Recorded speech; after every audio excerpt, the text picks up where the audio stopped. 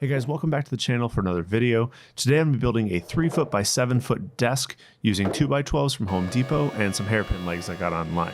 I'm also going to embed in there a little tip on how to get a consistent stain on construction lumber so you can make cheap wood look extra premium. But first, I want to thank Home Depot for sponsoring parts of this video. They've been a longtime supporter of this channel. All of the affiliate links down below in the description are for Home Depot products, so please check those out. Thanks. Now let's jump into this project. So I started out by joining 3 2x12s using dominoes. You don't really need those dominoes. I've had a couple of good friends, Steve Ramsey and William Walker, just released videos about the strength of biscuits. These are really only for lining up. I'm using them because I have them. You can see on many of the other tables I've built on the channel. I'll link to those videos down below. Dominoes are a luxury, not a necessity.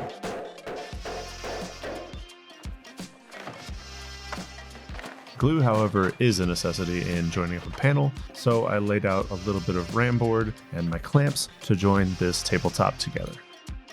Since this tabletop's going to be inside and it's not going to be exposed to any of the elements, I just went with Type Bond 1, just standard yellow wood glue for joining up the panels. That's going to be more than strong enough. But I would just use whatever you have laying around. There's no reason to go buy any special glue for joining together 2x4s, 2x12s in this case.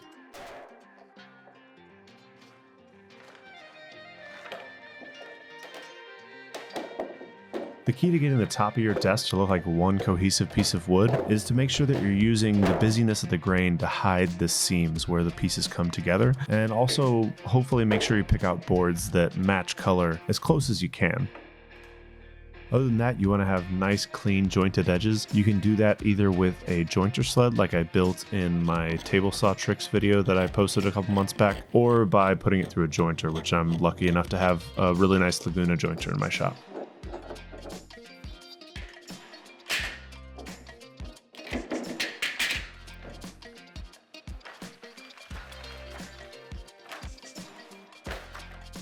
After taking the panel out of clamps, it was time to clean up one edge of that panel. I could have done this ahead of time, but I wanted to make sure it was square to the top and not necessarily square to the other pieces. So by doing this afterwards, I'm reducing error.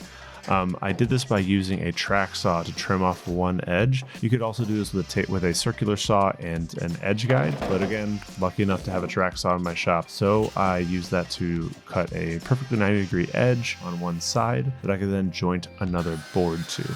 I was using this lip to hide the cables behind the desk, since I was going to actually use this as a desk for my recording setup, so I want to be able to hide all those microphone cables, USB cables and whatnot behind that little lip instead of having them hanging underneath the desk, ruining all those clean lines.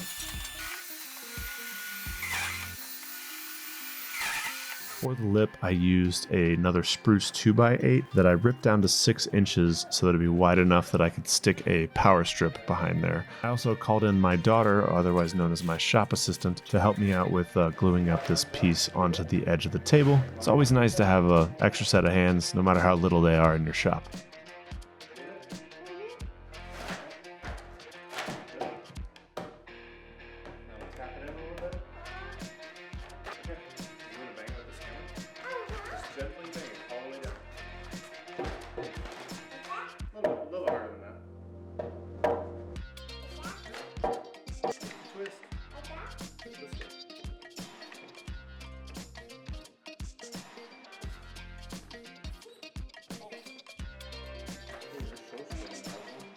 I have a feeling she's going to be a great woodworker one of these days. While the finished tabletop was in clamps, I filled all of the voids and stabilized all the knots using some CA glue. I used a Starbond Black and Accelerator to stabilize all the knots and to make sure they have a smooth flat surface with no voids. And this is where I'll start to tell you about how to get a good stain application onto construction pine. It all starts with surface prep. Really, it starts and continues and ends with surface prep. So I started by smoothing up all of the seams to get everything nice and flush, and I flattened the top using a number 4 hand plane. You could easily do this using a belt sander. I actually started with a belt sander, but I just kind of felt like getting a little bit of workout. I am be working on that workbench here pretty soon, so I might as well stay up and practice with my hand tools. Sharp number 4 or a jack plane will make quick work of a tabletop like this, especially in spruce or pine or any other softwood. From there, I went to a 80 grit sanding disc, went over the entire surface to remove any gouges or marks that were left by the hand plane. This is a crucial step because it's going to make the rest of sanding a lot easier. The trick though, I think, for getting a good consistent stain really on any wood is to pop the grain between grits and really slowly work your way up the grits. So I went 80 grit, pop the grain, sand it to 150, pop the grain again, and then finally finish with 220 before cutting off the ends of the table and sanding those smooth as well to 220. Not as important on the end grain to pop the grain.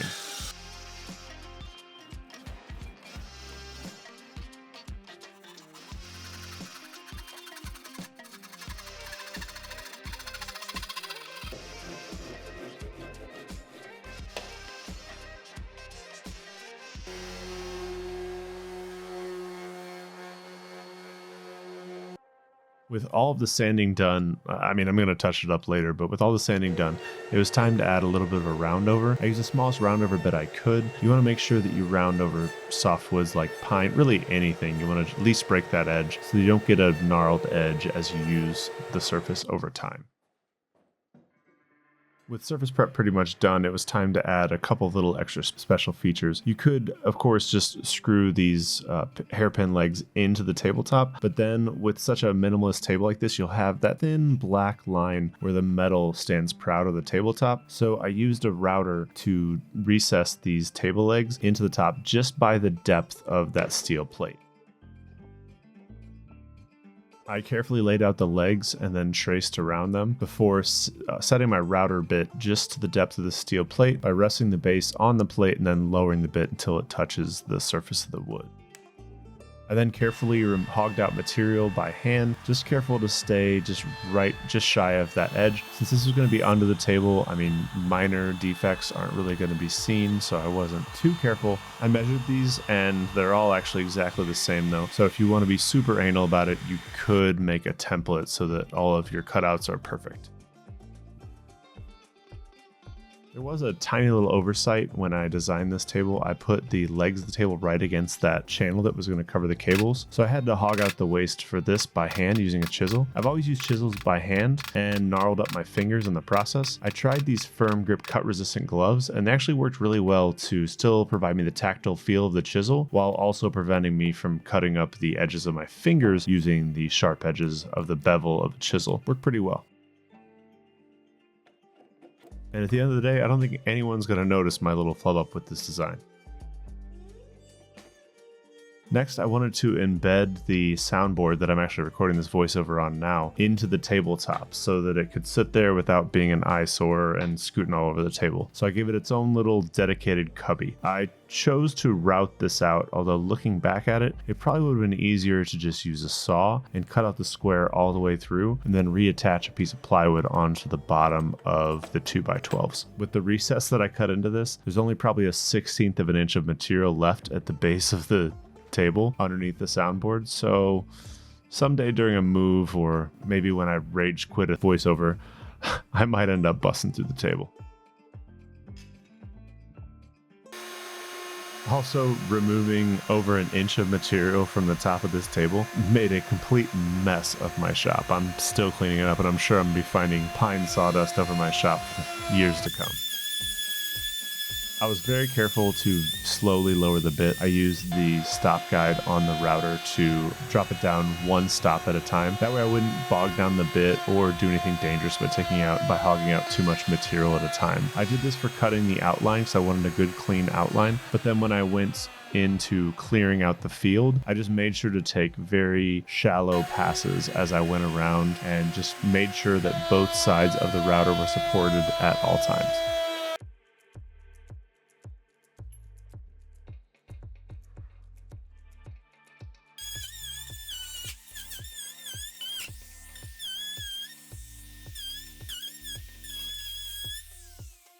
For the last little bit when I could no longer support the router, I just used a chisel and went along the grain of the wood to just bust out these little pieces. Looking back at this, I was probably pretty lucky because like I said, there was only a 1/16 of an inch of material. So if I would have caught that edge, I would have gone straight through the tabletop.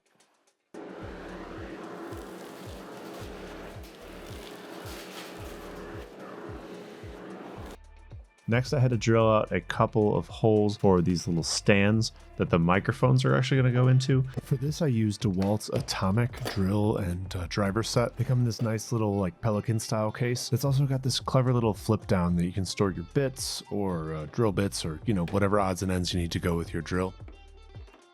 For this kind of hole, especially into pine, I probably normally would have used a Forstner bit, but I didn't have the right size, so I used a 1-inch hole bit that I had laying around. This one's from Milwaukee, does a great job, but it's a little harder to drive a hole bit into pine or hardwood than it is to drive a Forstner bit. Still worked just fine. I got nice clean edges. Worked for me. With all the extra little features added to the top and the recesses cut out for the legs, it was time to stain. I first cleaned up the tabletop with 220 grit sandpaper just one last time to make sure that it was perfectly clean, and then I wiped it down with some mineral spirits, and I started applying my stain thickly. After I thickly applied the stain, I wiped it all clean and put on one more coat. With pine, you always want to make sure you do 2 coats of stain. After wiping that clean, it was nice and smooth, and it was time for some finish. For this project, I'm again going to use Vermont Natural Coatings Satin Polyway. This is a nice natural finish without all the VOCs and nastiness. They sent me this jug, and they've also got an affiliate link in the description you can check out to get, I believe it's 20% off your first purchase. So check that out in the description down below if you want to try it. But I sprayed that on. I put 3 coats on the top and then 2 coats on the bottom, and then I buffed those smooth with triple steel wool to give it that nice clean satin finish with that good feel to the touch. Since all that was left was to drive in a couple screws to attach the pin legs, I just went ahead and carried it inside and assembled the rest of it in my office, so I didn't have to move it through any doors with those legs. The legs fit perfectly into the tabletop, which makes it easy for alignment. And like I said, they're all the same size, so I didn't have to mark them which one goes which way. I used a 90-degree adapter for my drill so that I could easily attach the legs and get the screws into all the tight spaces. The legs that I use actually use 5 screws, so some of them are in kind of hard to reach places. I also had to notch out the hairpin legs to fit around those holes that I drilled for the microphones, since those things go all the way through. I just used an angle grinder and a cutoff wheel to notch out just enough to fit the hole that I had drilled previously so that the stands for the microphones could go through the desktop. With all that finished, all that was left was to flip over the desk and start getting it ready to work on.